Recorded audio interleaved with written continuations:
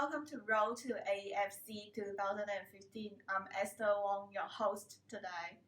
Our distinguished panelists, Rudy, Fiona, Edwin, have Jenn, and Greta.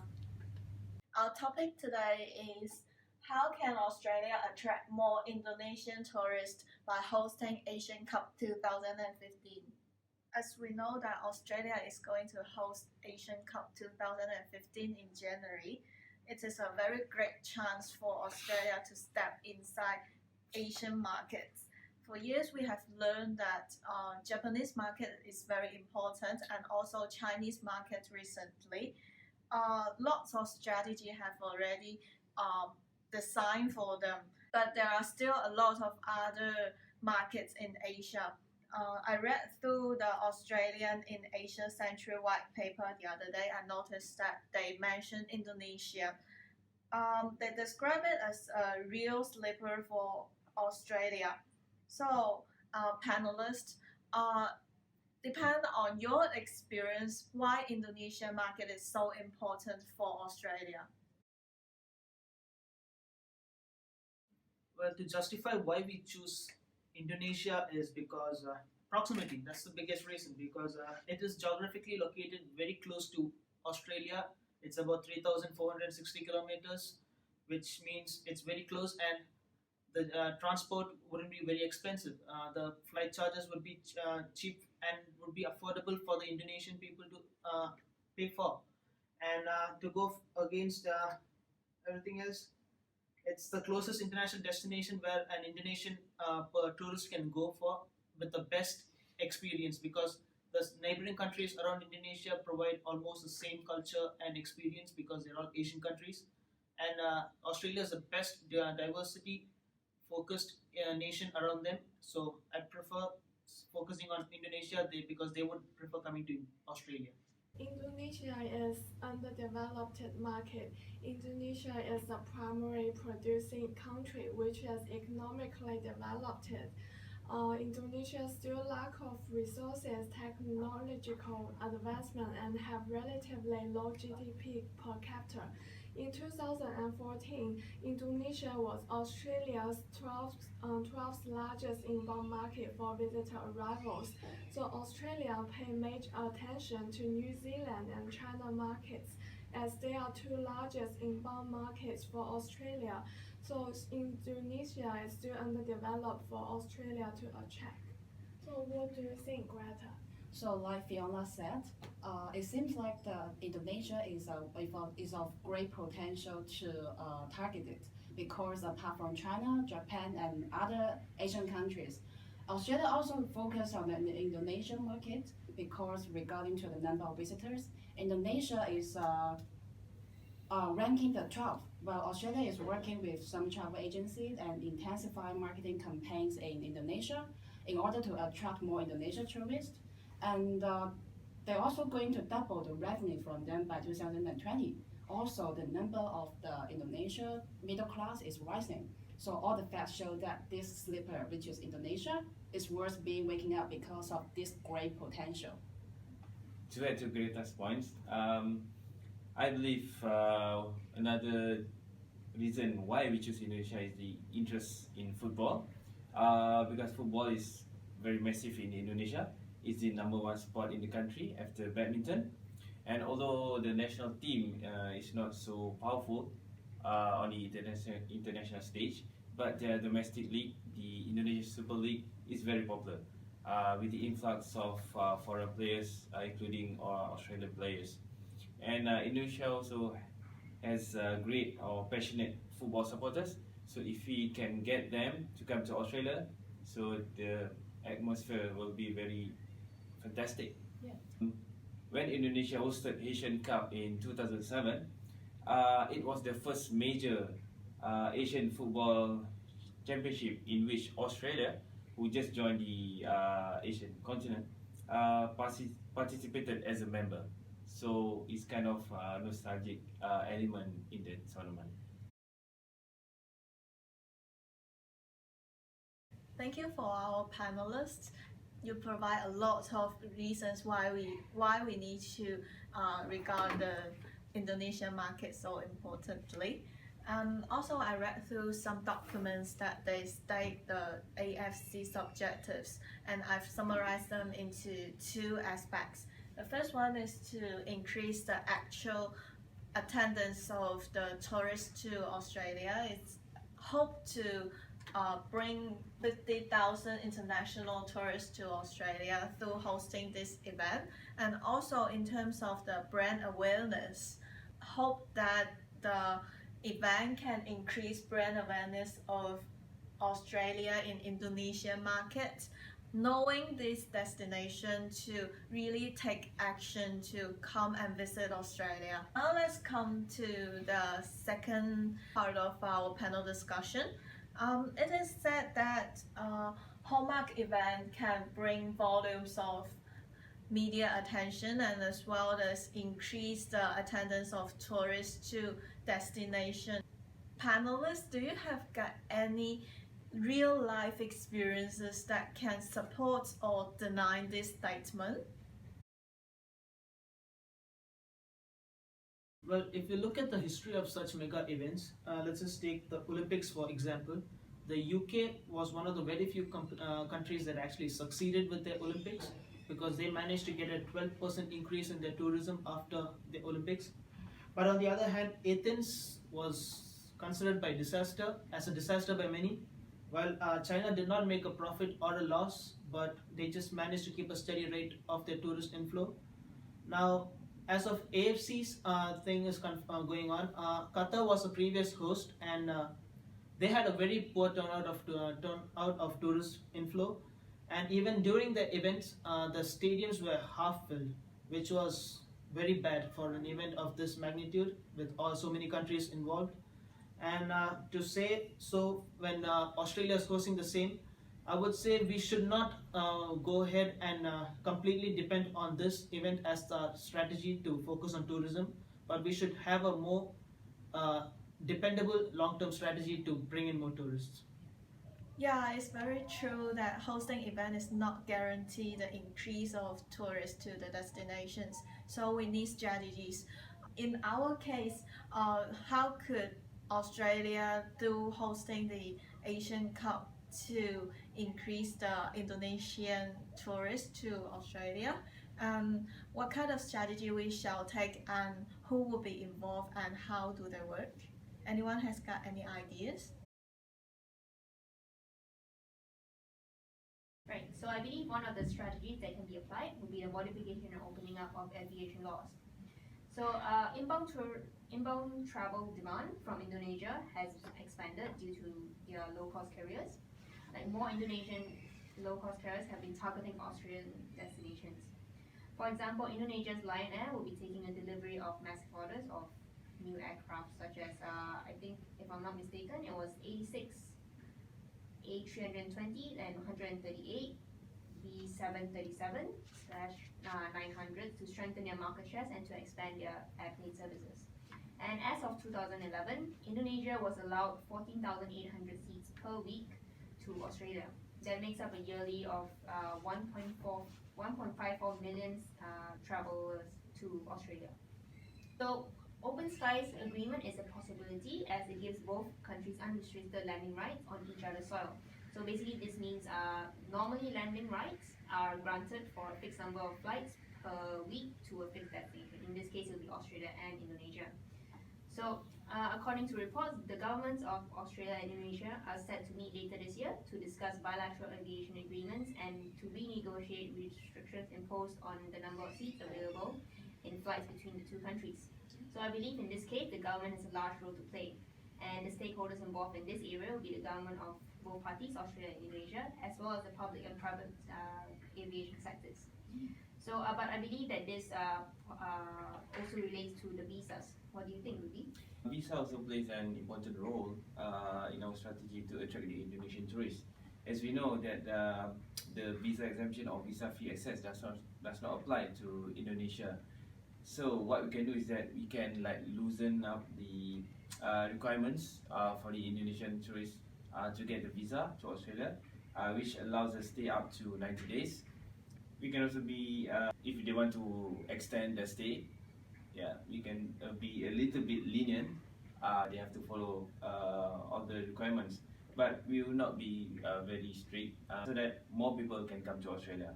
And I believe the stakeholders involved here will be the Australian Immigration Department, Indonesian Immigration Department, football fans, and also the Indonesian tourists. So regarding the political one strategy that we discussed just now, so one point I want to add is the price control, which is a policy one. So because the high demand of accommodations and the large number of the tourists during the AFC period, it's inevitable that the price level will be higher than usual. Some retailers, they want to earn more profits and probably how to manage this issue.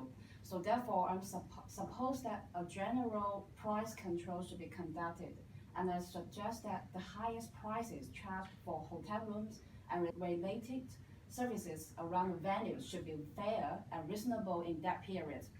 So the Department of Finance is thought to be an important role to collaborate with the Australian government to develop a policy of price control which can guarantee the high level of the tourist satisfaction or also retain them and make them stay longer in Australia. Regardless of this, what we discussed, I should mention the relationship between the each countries is also important, right? Yeah, that's what I was trying to say, because as long as I agree with your points, but I think priority should be given to the relationship improvement, because as of now, I wouldn't say the relationship between Australia and Indonesia is at its best. And especially this year with the Bali executions, the relationship has been really rough. And even though there are some leaders who do want a good relationship and the others who do not want a good relationship, I think a good relationship is needed because that it benefits both the economies in a really good way, and the trade practices could be gone back to how it was and could help both countries flourish.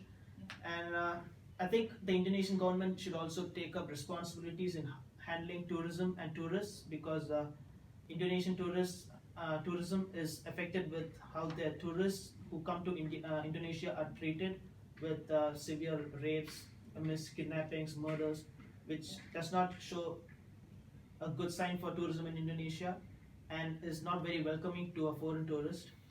So I would recommend taking care and building a better relationship between Indonesia, with Indonesia starting from its home country, and then we could start a good relationship. Yes. So for the second strategy, I think we have to focus on the DMO as well. Because as we know, Australia has a long history of sports and also successfully operated many popular sports events before, like cricket, sailing, rowing, etc. So in order to achieve this competitiveness, promoting the Australian sports image is another effective way to increase the number of tourists, especially for those who are into the sports. So also the awareness and effectiveness of the AFC could be raised as well. Because each sport has its own story and to tell on how they establish and develop, and some organizations can assist and provide suggestions to sports organizations in the management of this history. So based on the context that we discussed, such messages delivered should be catering to the Asian markets as well. So Australian Society for Sport History, which is a very famous organization, which can be mainly involved in encouraging discussion of sport history in Australia and provide support for the DMO to brand itself better and develop new packages for the tourism operators. So for example, some high-profile sports organizations like Australian Football League, which is a great example for promoting positive sport images. For other organizations, they also should be involved in order to gain more economic benefits. In terms of DMO, Tourism Australia is the Australian government agency which is responsible for attracting international visitors to Australia, and its purpose is to increase the economic benefits to Australia of tourism.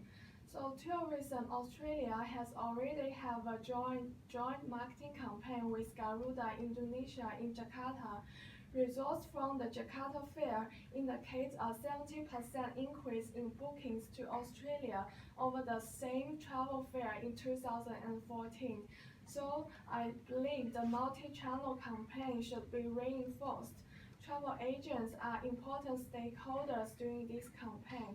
Cooperating with travel agents will showcase new and exciting Australia holiday experience to Indonesia travelers and encourage first-time and return visits with travel agents to the airline's key gateway cities such as Perth, Melbourne, and Sydney in Australia. What do you think, Jenn? Yes, I agree with you, Fiona. And I believe that one of the main marketing strategies that the DMO can employ will be positioning. So we live in a really competitive environment and an over-communicated society. So we are constantly bombarded with information on a daily basis. And so because of that, we tend to build out a filter over time. And the only way to cut through to us is to have something attractive and simple and memorable. So positioning is mutually beneficial for both the DMO and the consumers, which are both the stakeholders in this case. So to stand out from a crowd, an effective positioning can be a source of competitive advantage for our company, in this case Australia to Indonesia, and it creates a top-of-mind awareness. So while I agree with Greta's positioning of Australia as a sporty country, however, I do believe that we should position it so it caters to everybody's needs. In this case, like say if the person brings along a family or maybe a wife who likes shopping. But however, I do believe that the number one positioning we should go for will be a safe and secure destination, as according to Tourism Australia, Indonesians, the top motivation for Indonesians when selecting a travel destination is safe and secure destination. And Indonesians tend to travel to Australia during peak season time, which this includes major holidays such as school holidays or Christmas. So that means they'll be traveling with their families, and of course they will want to go somewhere that's safe. According to Edwin, Australia is the nearest international location to Indonesia, so therefore we can position Australia as the closest international location accessible to Indonesia itself. So, and since it's so close, flights will be cheap and frequent as compared to going to say Paris or Italy and all that. And to add on to that, Australia is also a multicultural location, which is a mixture of melting pots and cultures such as Japanese, Chinese, Indonesia. And so in order to carry this out, I believe that we need a comprehensive integrated marketing campaign strategy. Does anybody have any suggestions? Right, to sum up the two strategies that we discussed right now, it seems like we have to use a media strategy to promote what we discussed, right? So Edwin, I know you have many ideas for the media one, so do you have some opinions? I would say brand ambassador approach would be the most viable approach we could go for.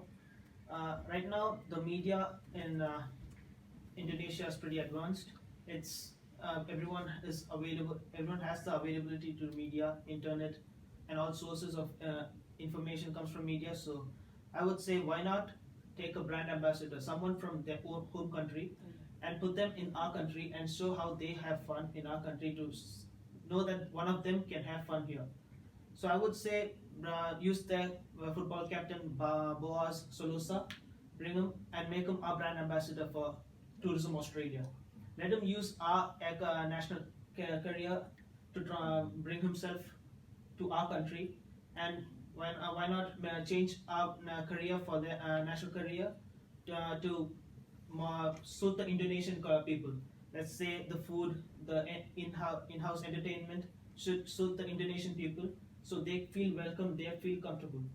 And while we are at it, why not use the sponsorships or the sponsor brands in AFC like Nike, BMW, and Hilton to market and use their products to support this campaign. So everyone has a part in this marketing strategy, and everyone can win from it. Another strategy is through the online media. As we know, there is no restriction to access the online media in Indonesia. Facebook. Yeah, Facebook, Twitter, Instagram. So anyone can access any website, any media. So one of the strategies is to use the website to promote the event itself, AFC 2015, and also to promote the Asian Cup host cities, Sydney, Melbourne, and Brisbane, to the Indonesian tourists.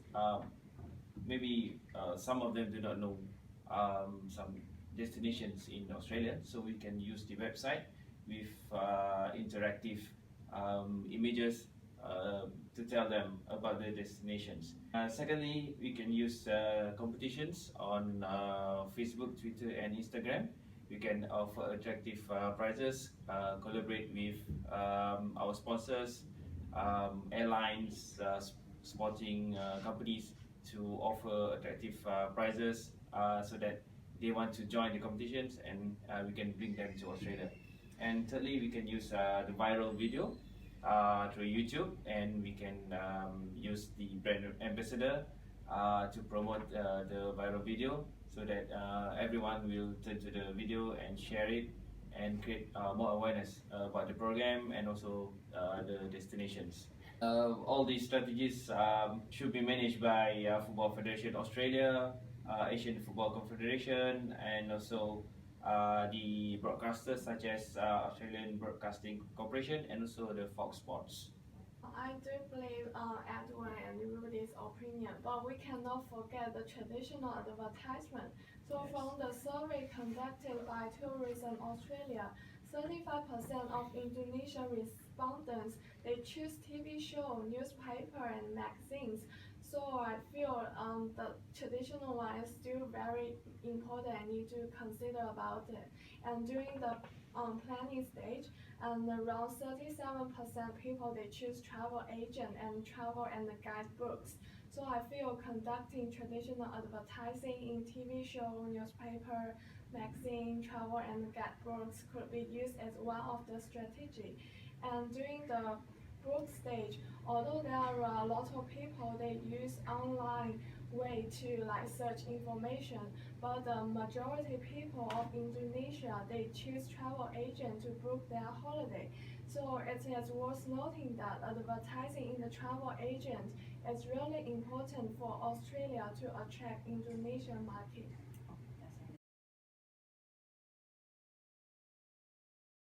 Our panel discussion is really a fruitful one, and please allow me to have some time to summarize it.